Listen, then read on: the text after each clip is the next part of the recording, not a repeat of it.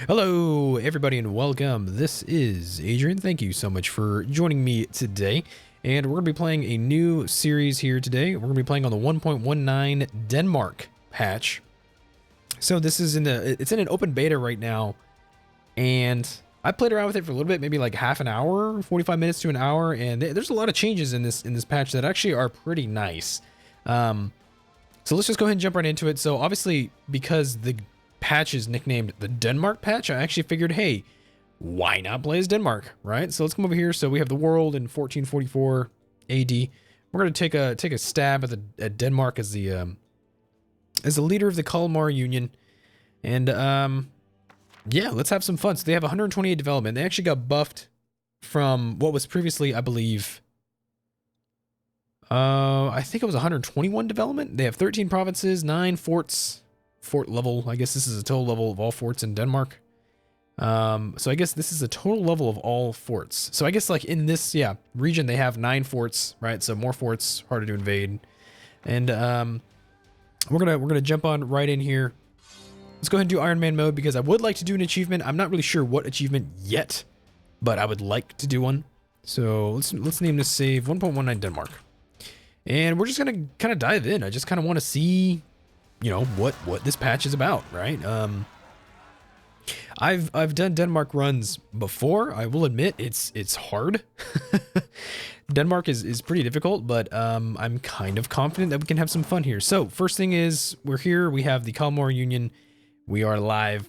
So we're going to improve relations with Denmark. We're going to improve relations with Norway. We're going to improve relations with Sweden. So first thing I want to do is I actually want to take a look here. I want to take a look at the terrain map mode. And as you can see here in Norway, that's very inhospitable. They've actually added wasteland here now. So you have to walk around along the coast to kind of advance in inhospitable areas. There's some other wasteland. I think they added some here. The Carpathian Mountains have actually added a little bit of a wasteland there. I know they did a lot. They did a super duper lot of wasteland here in Persia, in the Persian mountains and things like that here in Azerbaijan and eastern, what is now, I guess, eastern Anatolia, but you know, they have some mountains like here. They have what is this here? These are called the Pontic. Oh, the Pontic Mountains, right? So this is Trebizond. So this is Pontus. This is the Pontic Mountains.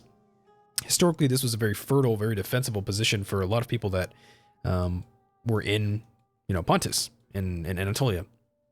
Okay, so we have some rivals here. Let's pick some rivals. We're allied to, we're enemies of Hungary, England, and Scotland. So why don't we pick Scotland? Why don't we pick England? And why don't we pick? I would love to attack Novgorod. Hungary is our enemy, but I will pick Novgorod. Actually, think. So we have a mission. We want to pick a mission. Danish trade. The Hansa port cities have long been the center of Danish trade. However, this situation is no longer suitable. Denmark must control the major ports along the Baltic coast by any means possible. Let's go ahead and take that mission. So this gives us some claims, actually. If we take a look here, we actually gives us claims on Neva, on Danzig, and I believe on Lübeck. So we probably want to attack Lübeck because they are in the HRE. They will be defended, but perhaps we can make something else happen. Let's go and merge the army here. So we're going to merge the army in what is a new province of Lund. I believe this used to be, I actually don't remember what this province used to be, but there's 2 different provinces here, Gonj and Lund. I do not speak Danish, so I can't pronounce things very well. I'm sorry. Let's go ahead and get a general. We have a 2-2-1. Our own leader himself is actually Archking Christopher III von Wittelsbach. We lead the personal unions. We have same dynasty with Albrecht III of Bavaria and Ludwig IV of the Palatinate. So that's nice. We do have some rebels. They should be going to Gonj. Okay. And we're just going to kind of let the game run. We're on speed 4 right now. I think that is acceptable. What I would want to do is preferably to attack Novgorod if they get jumped on by Muscovy, which in the previous test run that I did, they actually did. Novgorod was annihilated quite quickly. So I guess we're going to have to see where that goes. Inflation for Diplo, sure. As far as technology, I want to lean towards going military. We're not going to be annexing these guys for about 50 years or so, but the personal unions actually are very new. They actually start, I believe, in this year.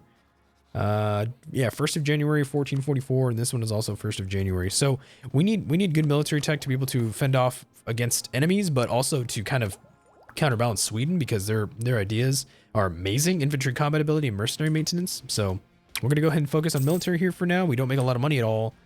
In fact, we don't have many advantages whatsoever. Let's see, who's this guy? Eric Grief. He's got 6,000 infantry, 4,000 cav. He's got a 0101 leader. He's gonna be coming here, so we're gonna engage here in combat. Let's see, how do we do? He got a good roll. He got a 6-2. I have my 1. He's got a 3 to my 8. Ooh, yeah, that will do him in.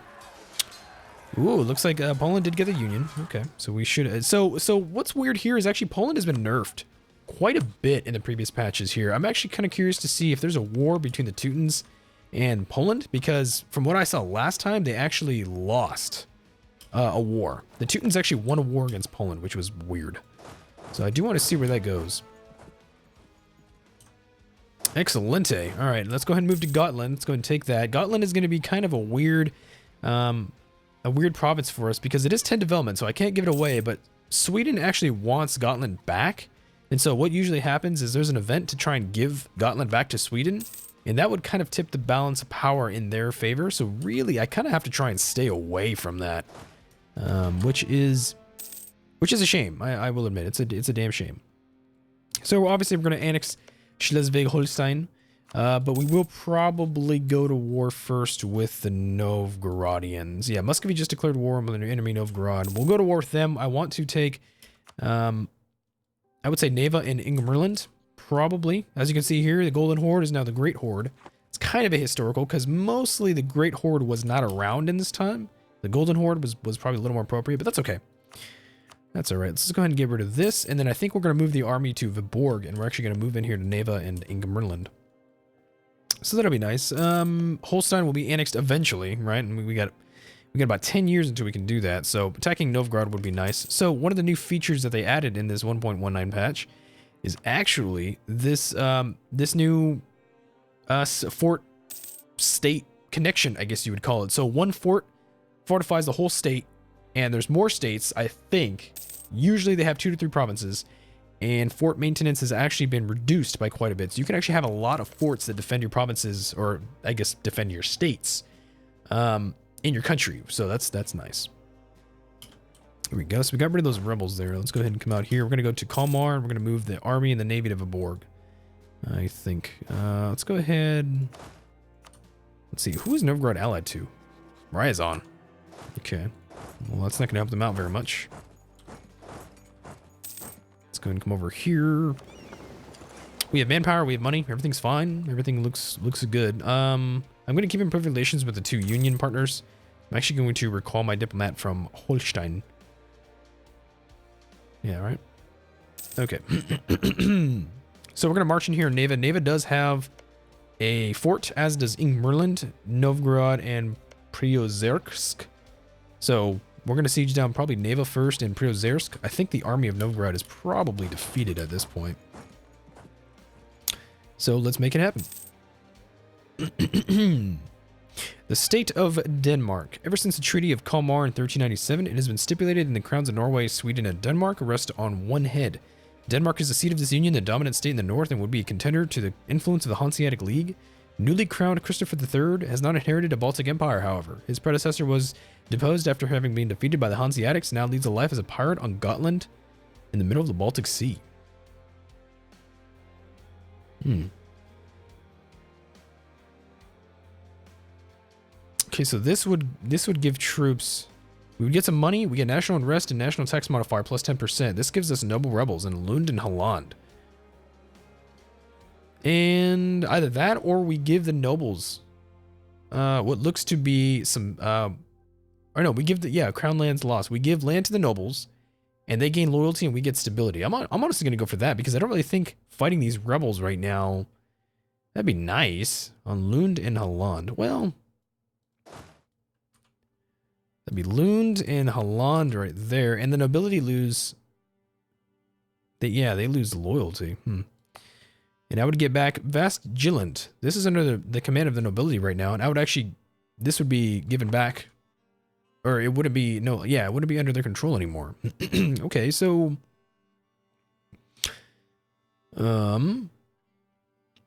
No, yeah, honestly, stability's good for me. I don't see what's the point of fighting those rebels. I just don't understand it. Let's go and invade here. Let's go get our leader on Neva, and I'm gonna get my other secondary army on Priozersk. Looks like we have blockaded here. Oh dear. Whoopsies. Okay, I guess the Novgorodians were here. I guess we're gonna go down to maybe, let's see, are we gonna reinforce there? No, probably not. Let's retreat to Viborg. Okay, so we blockaded here. They're going to attack me? No, they're going to Priozersk. Okay. So let's replenish here for a second. That was a bad move. Unless Poland or Sweden, do you want to do the sieges? That'd be nice. Damn it, I thought his army was gone by now. Wow. How is his army not gone? Muscovy, what are you doing? Let's go ahead and I think detach. What's the supply limit here? The supply limit is 9. Okay, so we're just going to want to split this, I think, for a second. Yeah. If Sweden sieges that down for me, that's excellent. I would love that. We have been truly blessed. Saint performs a miracle. We've been truly blessed. Papal influence or stability? Obviously, I'm going to take the stability, to be honest. Let's see. What do I want to do here? What was I doing? Ingmerland. Yeah, Norway. Can you siege this down? That'd be cool. Thanks, bud. The surrender of Maine. In exchange for accepting the Treaty of Tours in 1444, the County of Maine was promised to France. Ooh. Interesting. We're getting some interesting events here. Yeah, you can see here English Normandy is actually larger now. England owns Alencon. It's a 16 development province. Whoa. It's kind of cool. Bavarian inheritance. With the death of Johann of Palentin at Newmark in 1443, Christopher inherited the holdings in Oberpfalz. Their importance may pale in comparison to the crowns Christopher holds in the north, but they still provide a nice source of income on the side in these dire times. Holy crap. Until the death of our ruler, we get tax income plus 8. Not bad at all. That's pretty good. Whoopsies. All right, let's come back up here, and we're going to, I think, just sit on this fort. Yeah, I think we're just going to sit here for a little while. Now, I don't want my armies to attach to this. I'd rather just, I mean, unless Norway wants to deal with this himself, that might work out well, actually. Yeah, Norway, do you want to take that? Looks like he is going to sit on that for me. Novgorodians have probably lost their army by now. Can I march into Ingmerland? No. We have to wait for the siege of Viborg to be done. Or the siege of Neva, right? Because we're in Viborg, myself. I think this used to belong to Novgorod. I swear, Viborg. I'd have to double check that. It is Finnish and it is Catholic, so alright. You say so. Wow, that was a quick siege at Priozersk. I don't know if it's just me, but sieges seem to be a little quicker in this game. The 1.19 patch, you know what's weird is it runs really well. The optimization is like amazing. Ooh, there's Novgorod. They're sieging down Norway. Alright, if you say so, man. If you say so. Let's go ahead and get some troops. I mean, I'm not going to advance into this territory because it is mountains. So I'm just going to leave it there. Norway should be fine. He should be A-okay. We're in combat. Naval combat. Looks like we are going to lose that. Probably because of our damaged ships. Yeah, we did just win that battle of the Gulf of Finland. Okay, any advisors? Not at the moment. I don't think so. So we're going to siege down these two locations. Perhaps we could put some troops actually here in Abo. Abo, Finland, even though it's Swedish culture. I guess he's just going to be kind of roaming around here. I'm hoping that maybe we can engage him, but if we can win these sieges without having to do that, that's fine. Let's go on speed 5, I suppose. Speed 5 is always nice. Poland declared war on their enemy, the Teutonic Order. Ooh, the Teutons are going to be a nice target as well. Let's go and actually keep improving relations with Holstein. We're not going to leave that diplomat, or we're going to recall that diplomat when it's time for a peace, but not right now. We actually kind of wasted quite a bit of time. It's a shame. Holstein is battling Novgorodians over here. They're doing very well. I'm waiting for that Tech 4. That military Tech 4 would be sweet. Let's see. We have Ingmerland. Holy crap, we already took in Merland? Wow, that was fast. We're sieging down Novgorod. I don't know if I need it. Do I need it? Let's take a look here. I wanted these two. Why don't you... end your rivalry? No. Give me war reps. What about... Can I humiliate him? That would be kind of cool because he's my rival. I could humiliate him. Transferring trade power is less important. I think a humiliate, honestly, this humiliate would be super nice. That power projection would really pay off after a while. Yeah, we've actually occupied almost all of his stuff. He's got one more fort in Kamolgari. We'll move up there. He already wants a piece. Lose admin or prestige. We're going to go for the prestige. We can easily get that back at the end of this war. Let's keep supporting this blockade here. Looks like he's being tenacious. Yeah, once we siege down Novgorod... Oh, he's got this fort here of Luki. We're going to engage this stag here. Probably just wipe him out. Along with the Muscovites, I suppose. Let's try and see if we can go for Kamolgari. Possibly we will make an enemy of Muscovy, actually. I would like an alliance with him, but it's possible that if we expand too much into Novgorod, we will actually make him an enemy. Did we get there first? Damn it, no, he did. Okay, it's actually not too big of a deal. We're gonna need to have a pretty large navy. This is a naval game for sure. Let's wait for these two sieges. We can go on speed 5 for a little bit. We're already almost at 1450 actually. Wow. Just so you know, I might be doing shorter episodes, 15 to 20 minutes. I'm trying something a little different on Twitch, so we'll see. Oh, there we go. We got our peace deal. Okay, so how does this look? We got Neva and Ingemerland, war reps, humiliation, and money. That's as good as it's gonna get. Excelente. Let's go and raise. Ooh, wow, look at that. Look at all that unrest. Holy crap, that's pretty high. Why is it so high? Non-accepted culture, separatism, and tolerance. Fascinating. Alrighty. And I don't know if it's the graphics too, but like the terrain textures, everything looks cleaner. Is that just me? I don't know. Let me know in the comments below. I think it might just be me, but actually, you know, we should get a royal marriage with Holstein, shouldn't we? We've become one of the great powers. Impressive. I mean, I actually kind of thought we already were, but if you say so. The Renaissance, this changes everything. Okay, so we should look out for the Renaissance. Hopefully we'll get some good institution spread. Let's actually take a look at it. We get 0.23 here. Obviously, you can see here in the user interface, there's actually new dialogues, or I guess there's new little check marks now. It's kind of clearer to see. The text looks a little clearer to me to read, so that's kind of cool. Where's our growth the fastest? Lund. This is Ossuland. Some of these are okay.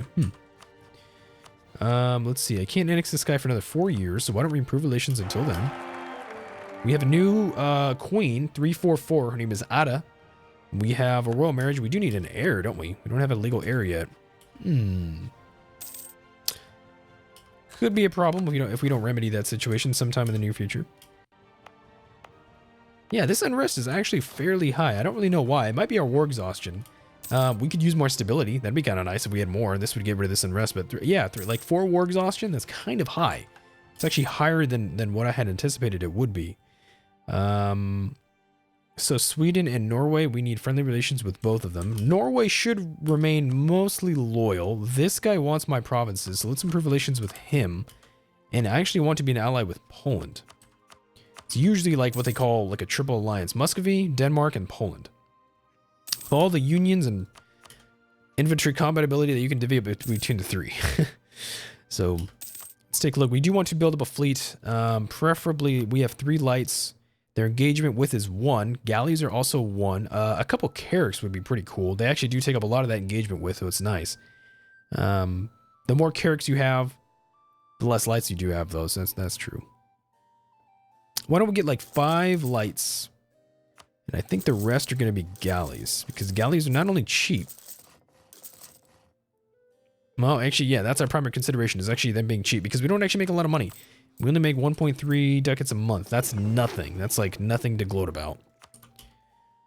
Alrighty. Alright, well, that's the beginning of our Denmark campaign. I think we're going to go ahead and take a quick break here, and I will see you guys in the next episode. Thank you so much for watching as always. Please make sure to like, subscribe, and comment, and I will see you guys soon.